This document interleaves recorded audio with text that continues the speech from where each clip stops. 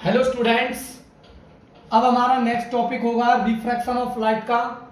वो है dear student laws of refraction of light. तो डियर स्टूडेंट्स, जैसा कि आपको पता है कि मान लो मेरे पास में ये एक रेक्टेंगुलर ग्लास स्लैब है, ठीक है डियर। ये मान लीजिए रेक्टेंगुलर ग्लास स्लैब को हम क्या बोलते हैं डियर? इसको हम बोलते हैं dear denser medium, rectangular glass slab, ठीक है डियर।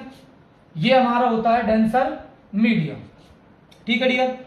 तो जैसा कि आपको पता है कि अगर हमारी कोई रे ऑफ लाइट, अगर मान लो कोई रे ऑफ लाइट हमारी डेंसर मीडियम से, कौन से मीडियम से? डेंसर मीडियम से अगर वो रेयर मीडियम के अंदर एंटर करती है, रेयर मीडियम के अंदर जाती है, ट्रेवल करती है, ठीक है। कौन से मीडियम से जाएगी? पहले वो डेंसर से, और वो ट्रेवल किससे करेगी? डेंसर से, और एंटर कौन से में करेगी? रेयर मीडियम के अंदर। तो डियर क्या होता है कि उसकी जो लाइट की जो स्पीड है ये हमने नॉर्मल ड्रॉ कर दिया एन, और ये क्या डियर? N dash. तो डियर बेसिकली क्या है कि जब हमारी कोई ray of light denser to rarer medium के अंदर जाती है तो डियर हमारी जो लाइट जो होती है, लाइट की जो स्पीड है इंक्रीज हो जाती है, जिसके कारण उसकी जो बेंडिंग जो होती है लाइट की वो अवे फ्रॉम द नॉर्मल की तरफ होती है। तो ये हमारा एंगल ऑफ इंसिडेंस होता है, और ये रिफ्रैक्टेड लाइट है, ये एंगल ऑफ क्या होता है? रिफ्रैक्शन होता है। तो डियर जैसा कि मैंने आप लोगों को बताया था कि जब ray of light denser to rarer medium के अंदर जाती है तो यहां पर एंगल ऑफ रिफ्रैक्शन जो होता है वो ग्रेटर देन होता है एंगल ऑफ किससे? इंसिडेंस से। वैसे ही अगर हम कोई रे ऑफ लाइट है, मान लीजिए कोई ray of light rare medium से कौन से मीडियम के अंदर जा रही है डियर? ये नॉर्मल है, ये एंगल ऑफ इंसिडेंस है। मैंने कोई ray of light obliquely incident करी रेक्टेंगुलर ग्लास सरफेस पर, ये एयर के अंदर है, ट्रेवल एयर से हो रही है, और एंटर किसके अंदर गई? ग्लास के अंदर। तो रेयर से जब वो डेंसर में जाएगी, एयर टू ग्लास में जाएगी, तो उसकी स्पीड पर क्या इफेक्ट होता है? स्पीड पर क्या इफेक्ट होता है डियर? उसकी स्पीड डिक्रीज हो जाती है, और स्पीड डिक्रीज होने की वजह से उस लाइट का जो रिफ्रैक्शन जो होता है वो कहां की तरफ होता है डियर? टुवर्ड्स द नॉर्मल की तरफ, टुवर्ड्स द नॉर्मल की तरफ, ठीक है। तो ये एंगल ऑफ रिफ्रैक्शन होता है। तो डियर जैसा कि आप लोगों को पता है कि मैंने आप लोगों को एक चीज समझाई थी कि एंगल ऑफ, जब कोई ray of light air to glass मतलब रेयर टू डेंसर के अंदर जाती है तो हमारा जो एंगल ऑफ जो रिफ्रैक्शन जो होता है वो लेस देन होता है एंगल ऑफ किससे? इंसिडेंस से। इट मीन्स हम ये नहीं कह सकते कि रिफ्रैक्शन के अंदर angle I is equal to angle R के हो, ठीक है। तो अगर मैं एंगल आई और एंगल आर के बीच में अगर मैं रिलेशनशिप देखना चाहता हूं तो मैं ये नहीं कह सकता कि हमारा जो एंगल ऑफ जो इंसिडेंस है वो एंगल ऑफ रिफ्रैक्शन के इक्वल है, क्योंकि rare to denser, denser to rare में जाने पर जो हमारा जो एंगल ऑफ जो इंसिडेंस है या एंगल ऑफ जो रिफ्रैक्शन है, कभी तो वो ग्रेटर देन हो जाता है और कभी क्या हो जाता है बेटा? वो स्मॉलर देन हो जाता है angle of refraction angle of incidence से। तो डियर हमारे एक साइंटिस्ट था जिसका नाम था स्नेल। क्या नाम था डियर? स्नेल था। तो स्नेल ने क्या चीज बताई थी डियर? स्नेल ने एक चीज बताई कि जब हमारी कोई ray of light rare medium से डेंसर मीडियम के अंदर जाती है तो क्या होता है? बेसिकली रिफ्रैक्शन होता है। क्या होता है? रिफ्रैक्शन। जब उसका रिफ्रैक्शन होता है तो वहां पर जो एंगल ऑफ जो इंसिडेंस जो होते हैं और एंगल ऑफ जो रिफ्रैक्शन जो होते हैं वो इक्वल नहीं होते। तो हम उनको किस तरीके से उनको रिलेट करेंगे? तो ये स्नेल्स ने बताया कि अगर हम इस एंगल का, आई एंगल का, अगर हम साइन ऑफ आई ले लें और आर का मैं अगर साइन ऑफ आर ले लूं, साइन ऑफ आर और साइन ऑफ आई अगर मैं ले लूं, और दैट इज मैं लिख सकता हूं साइन आई, और ये क्या डियर, इसको मैं लिख सकता हूं साइन आर। तो उन्होंने ये चीज बताई कि जब हमारी ray of light rare to denser में या डेंसर टू रेयर मीडियम में जाती है, मतलब जब कोई रे ऑफ लाइट अपने मीडियम को चेंज करती है, तो डियर उनका अगर हम sine of angle of incidence to the sine of angle of refraction निकालते हैं, तो डियर बेसिकली वहां पर हमें एक नंबर मिलता है, ठीक है। और वो जो नंबर है, एक नंबर जो है वो एक कांस्टेंट होता है, इट मींस वो एक कांस्टेंट के बराबर है, ठीक है।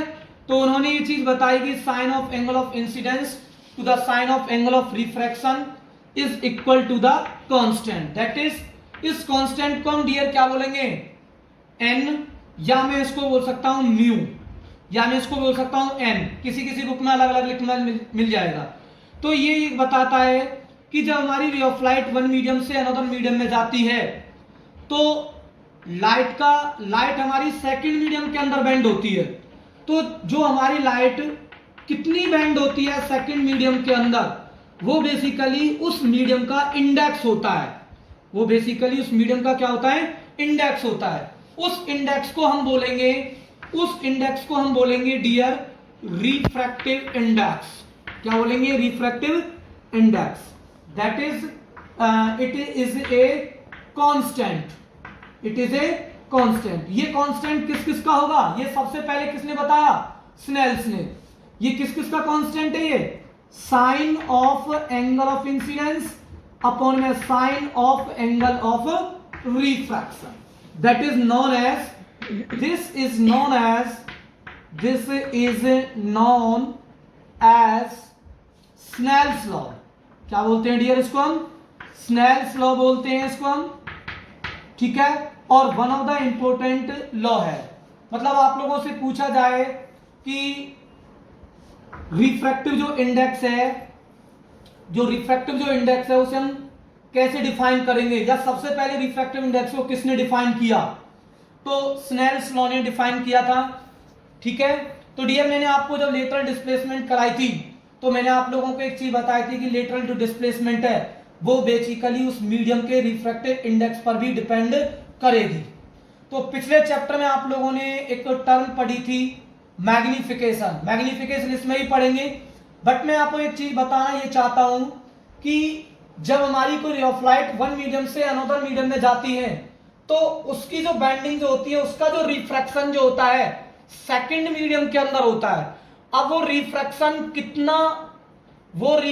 जो हुआ है, जो रिफ्रैक्शन यहां पर होता है, वो कितना रिफ्रैक्शन हुआ, ठीक है।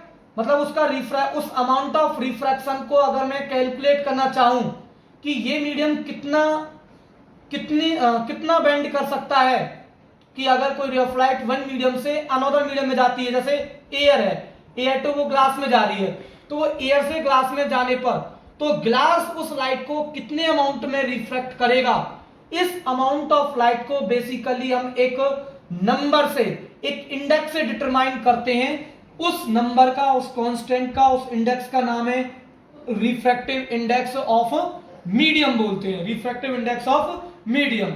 इसे सबसे पहले किसने डिफाइन करा डियर, स्नेल्स ने, साइन आई अपॉन में साइन आर। ये सबसे पहला लॉज भी कहलाता है हमारा किसका, रिफ्रैक्शन ऑफ लाइट का। दूसरा लॉज हमारा क्या कहता है, सिंपल सा ही है, जैसे हमने रिफ्लेक्शन वाले में पढ़ा था कि ये जो हमारी जो इंसिडेंट जो लाइट है और जो रिफ्रैक्टेड जो लाइट है, एट द पॉइंट ऑफ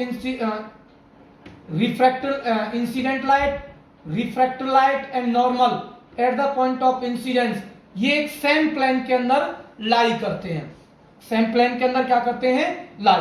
तो ये हमारा फर्स्ट लॉ है, मैं लिख सकता हूं। जो हमारा जो सेकंड लॉ है, द इंसिडेंट लाइट या इंसिडेंट रे कॉमा रिफ्रैक्टेड रे and normal at the point of incidence, at the point of incidence, at the point of incidence, all lies in the same plane, all lies in the same plane, same plane। इसका मतलब ये नहीं है कि ये plane को change कर लेते हैं, ठीक है। इनका जो प्लेन है वो कैसा रहता है, सेम। जैसे मेरे पास में ये इंसिडेंट लाइट है, रिफ्लेक्टेड लाइट है और ये नॉर्मल है, ये प्लेन ऑफ बोर्ड पर क्या कर रही है, सारे सारे लाई कर रहे हैं, मतलब इनका प्लेन चेंज नहीं होता। जिस प्लेन में इंसिडेंट होती है उसी लाइट भी उसी प्लेन के अंदर रिफ्लेक्ट होती है, मतलब रिफ्लेक्टेड लाइट अपने प्लेन को चेंज नहीं करती, ठीक है। तो ये हमारा सेकंड लॉ होता है। और फर्स्ट लॉ हमारा सबसे इंपॉर्टेंट है, Snell's law, that is sine i upon में साइन आर, जिसे हम बोलेंगे डियर रिफ्रैक्टिव इंडेक्स। क्या बोलेंगे dear, refractive index. Okay, thank you, I hope आपको पसंद आया होगा।